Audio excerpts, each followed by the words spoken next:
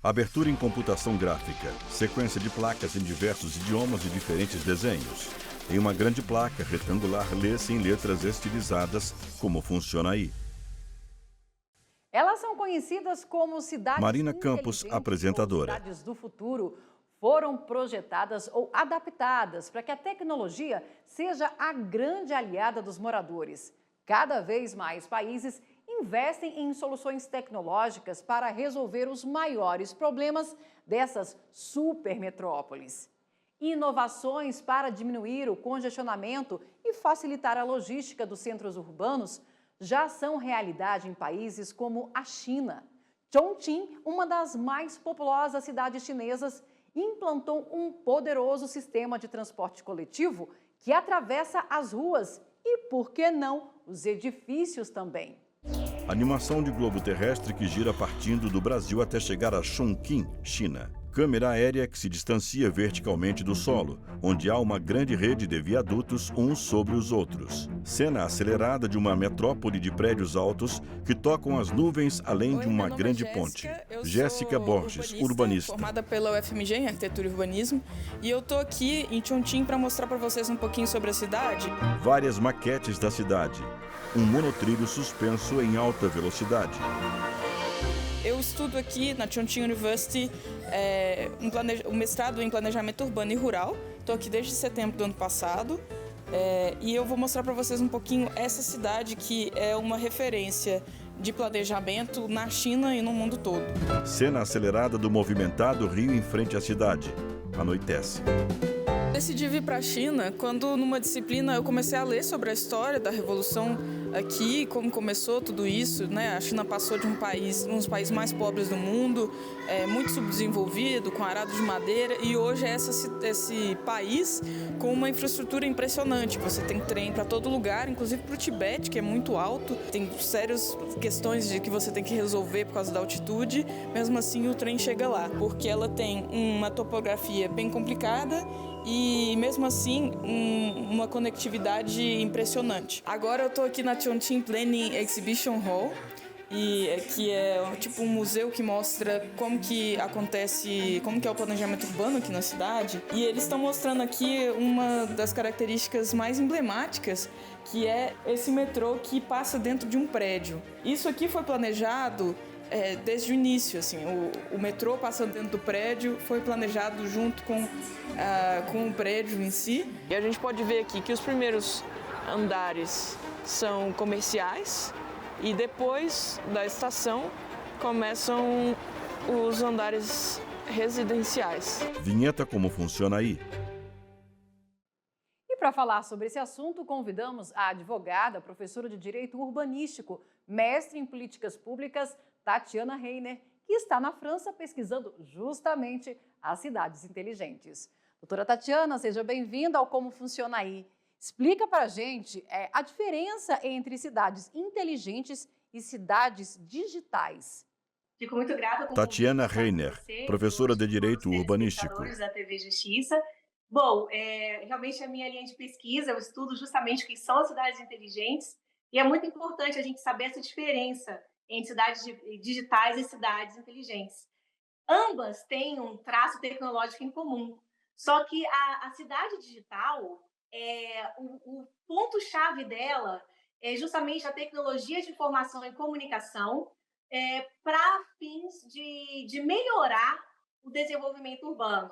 Na verdade, a tecnologia ela funciona como um mecanismo estratégico primordial ao fornecimento de serviços para a produção de ferramentas essenciais ou interfaces que contribuem para o desenvolvimento urbano.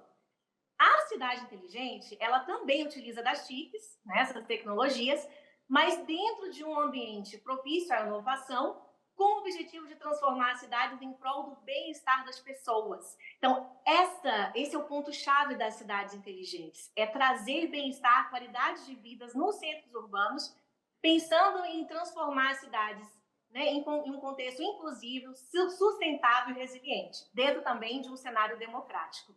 Elas permitem criar soluções para o desenvolvimento urbano e aumentar também a eficiência em todos os setores.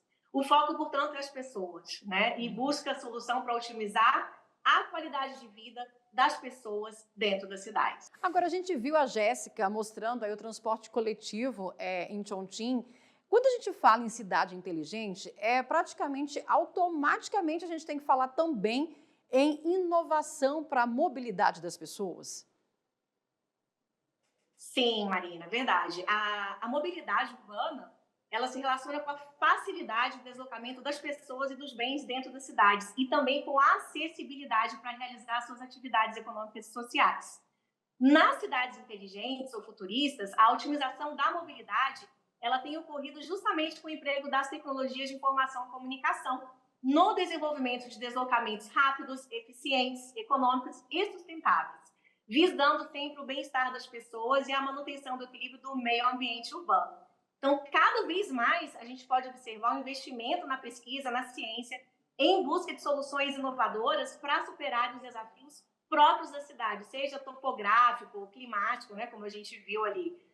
Soluções que facilitem a integração entre o sistema de transporte público e as infraestruturas cicloviárias, por exemplo, estimulando a caminhada, o uso da bicicleta. E, ao mesmo tempo, a gente vê também o desencorajamento do uso do transporte individual motorizado associado ao fortalecimento de uma cultura cicloviária local.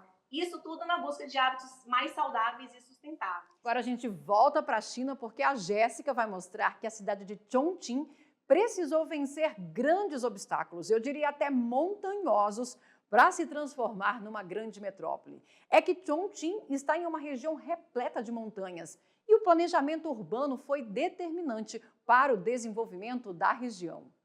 Cena aérea noturna que mostra ao longe um intrincado sistema de viadutos sobrepostos e movimentados, alguns retos, outros curvos.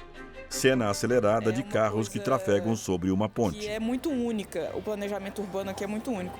Jéssica Borges, urbanista. É um lugar onde é o sonho dos urbanistas vir aqui conhecer. Sequência de cenas de vários trechos da cidade nublada de prédios altos. Monotrilho passa por sobre um conjunto de apartamentos dentro de uma montanha.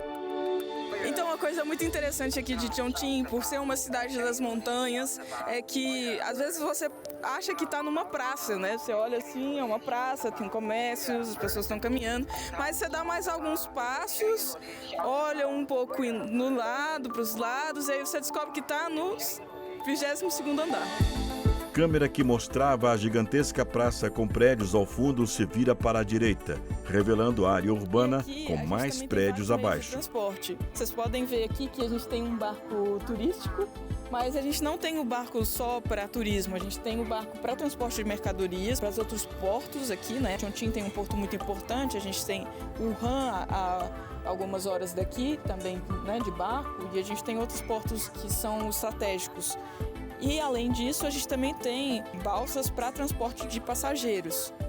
Além do transporte de passageiros por balsas, a gente tem, obviamente, rodoviário, né, ônibus e carro. E a gente tem os metrôs. Aqui, por exemplo, aquela ponte ali, né, Chongqing também é conhecida como a cidade das pontes. O primeiro nível da ponte é para carros e ônibus. E embaixo a gente tem o metrô. Esse metrô ele vai passar em alguns momentos embaixo da terra e em outros momentos, saindo da montanha, né, ele vai sair também de debaixo da terra. Cena aérea de viadutos sobrepostos da cidade. Aqui a gente está na escada que vai para o prédio e a gente pode ver o trem aqui da janela. O barulho da rua é muito mais incômodo do que o barulho do trem. Aqui é a entrada para o prédio que fica em cima da estação de metrô. Como vocês podem ver, aqui tem uma câmera para reconhecimento facial. Então, isso é uma coisa muito comum aqui. A gente tem cartões, a gente tem reconhecimento facial para poder acessar os edifícios. Então, aqui, ó, vocês podem ver que ele está falando que eu não moro aqui.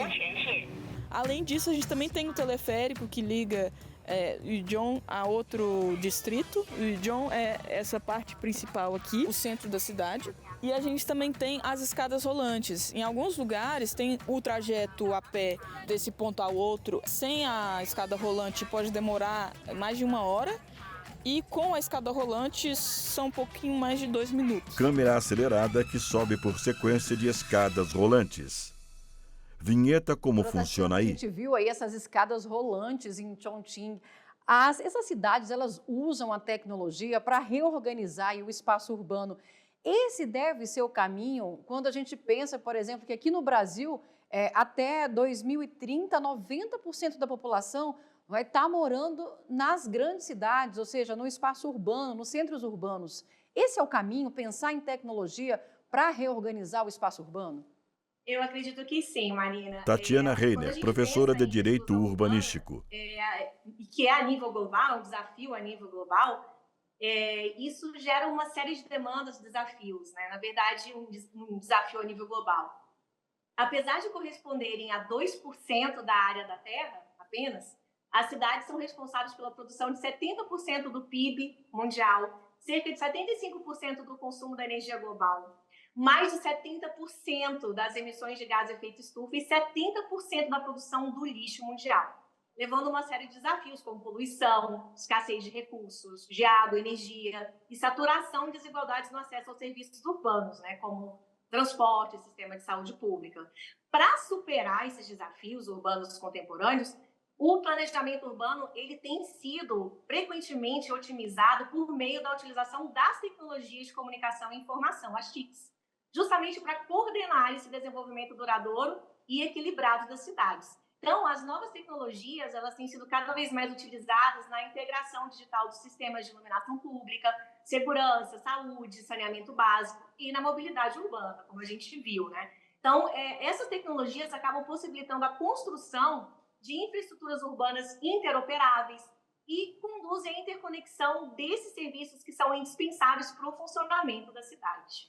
E trazendo aqui para o Brasil e para o direito brasileiro, é dever do Estado pensar aí nesse planejamento urbano e nesse desenvolvimento tecnológico para as cidades? Olha, Marina, o Estatuto da Cidade, ele determina, né, que é dever do Estado cuidar da política de desenvolvimento urbano. É uma responsabilidade do poder público municipal e pressupõe, na verdade, o envolvimento de vários atores, públicos e privados, unidos nesse objetivo comum, né, de construir espaços melhores para se viver numa escala local. O Estatuto da Cidade estabelece normas de ordem pública e interesse social que vão justamente regular o uso da propriedade urbana em prol do benefício coletivo, da segurança, do bem-estar dos cidadãos, proporcionando também o equilíbrio ambiental. Então, o direito ao desenvolvimento planejado é um dos pilares do direito urbanístico e é uma diretriz geral definida no artigo 2º, inciso 4 do Estatuto da Cidade. Impõe ao poder público a elaboração de políticas públicas voltadas à promoção do desenvolvimento do espaço urbano, visando a melhoria das condições da sua ocupação e fornecimento de serviços indispensáveis para o funcionamento da cidade, né? Como energia, telecomunicação, mobilidade, transporte público, sistemas de saúde e educação. Isso tudo para atender às necessidades econômicas, sociais e ambientais das gerações presentes e futuras. Vamos fazer agora um breve intervalo e a gente volta já já. Vinheta estamos apresentando Como Funciona Aí. Vinheta voltamos a apresentar Como Funciona Aí. O Como Funciona Aí está de volta para Marina Campos, apresentadora. Está entre os mais inteligentes do mundo. Vamos conhecer Singapura. Por lá, tudo gira em torno da tecnologia. E quem vai fazer esse passeio conosco pelo país é a Alicia. Ela vai mostrar como a nação se desenvolveu sem deixar para trás a sustentabilidade. Lícia, como funciona aí? Animação de globo terrestre que gira partindo do Brasil até chegar a Singapura. Bandeira de Singapura a tremular num mastro. Cena aérea de 3 prédios altos espelhados, ligados no topo por uma grande estrutura horizontal. Vista afastada da cidade, atrás de um parque e o mar à direita. Eu sou brasileira e moro aqui em Singapura com a minha família desde fevereiro deste ano. E vou contar um pouco da história desse país que é considerado o mais inovador aqui da Ásia. Singapura é referência por sua arquitetura moderna e sustentável. A cidade é repleta de prédios, porém é coberta por muita vegetação natural.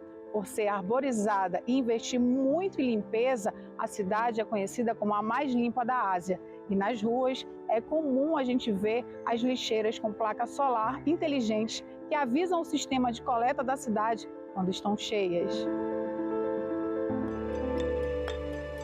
Outra questão importante aqui é a tecnologia. Desde 1995 já foram investidos mais de 45 bilhões de dólares em ciência e tecnologia, segundo dados oficiais do governo. A perspectiva é que mais de 18 milhões de dólares sejam investidos em universidades até 2025. O valor corresponde a 1% do PIB nacional. O sistema de transporte monitorado integra toda a cidade. As viagens de ônibus e metrô são pontuais e ainda contam com aplicativos que ajudam na locomoção dos usuários. Só de metrô, são mais de 100 estações espalhadas pelo pequeno território da cidade.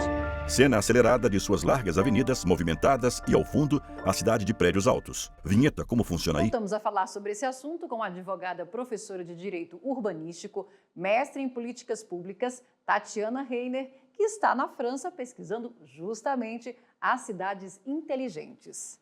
Doutora Tatiana, nós vimos as lixeiras inteligentes e a arborização de Singapura. É preciso aliar desenvolvimento com sustentabilidade? Marina, com certeza, né? É importante a gente encontrar esse equilíbrio das relações entre o meio ambiente e as atividades humanas, para ter a manutenção da qualidade de vida nas cidades. Na verdade, o uso de recursos naturais para atender uma finalidade econômica como parte de um processo de industrialização, ele deve ser sempre feito com cautela, né? Para permitir o desenvolvimento e, ao mesmo tempo, a preservação do meio ambiente. É necessário o empenho da gestão pública nas mudanças dos padrões de produção e consumo dos recursos para garantir a redução de desperdícios, para fomentar tecnologias urbanas sustentáveis, a fim de adotar condutas mais ecologicamente responsáveis, né? Como a gestão do lixo urbano, o investimento na criação de mais espaços verdes que impactam positivamente no bem-estar das pessoas nas cidades também. Então, é indispensável a gente buscar sempre esse equilíbrio.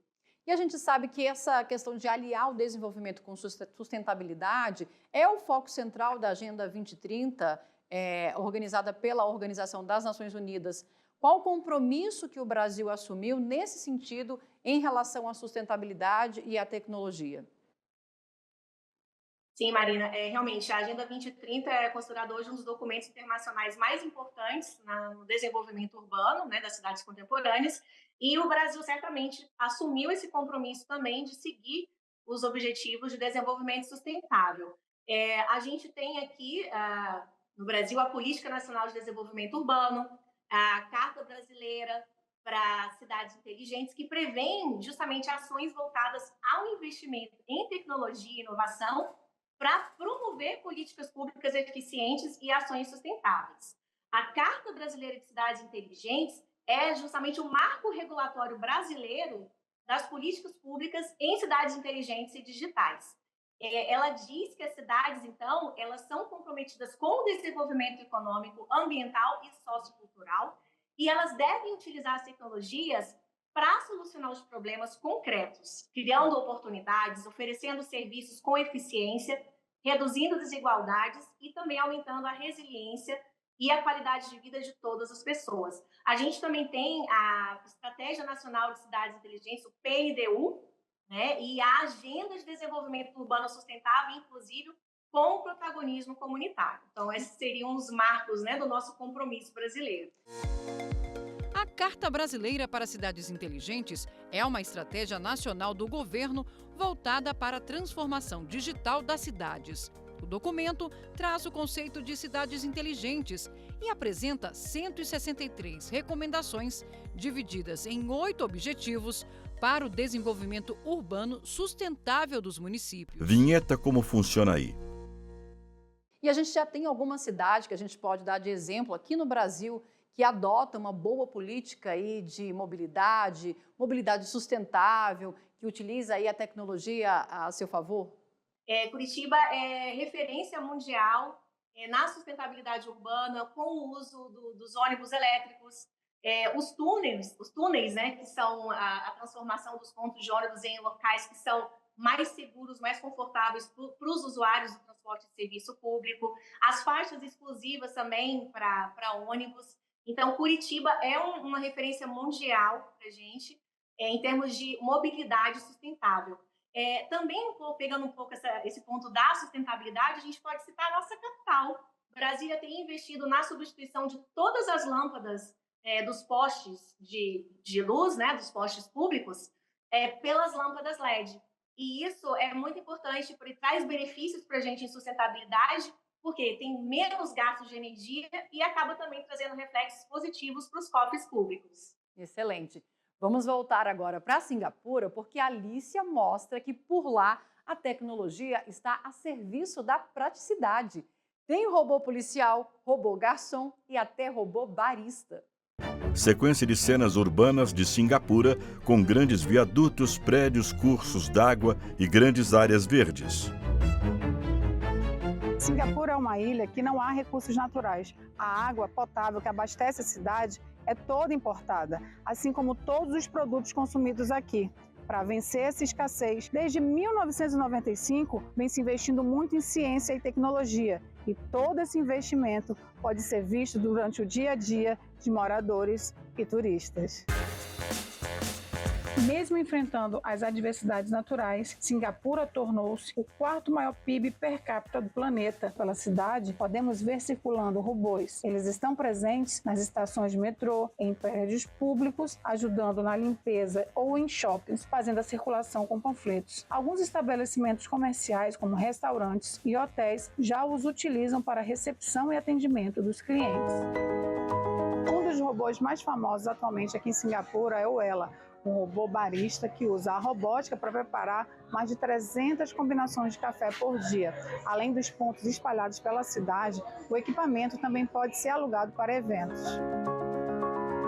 Uma coisa que me chamou muito a atenção é que aqui eles estão sempre construindo. É comum você ver por toda a cidade obras acontecendo.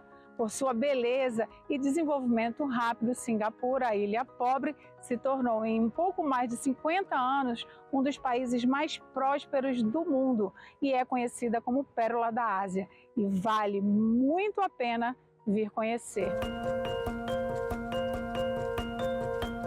Aproveito para agradecer aqui à TV Justiça pela oportunidade de mostrar um pouco mais desse belo país que acolheu a minha família e que conta com uma comunidade significativa de brasileiros. Espero que vocês tenham gostado.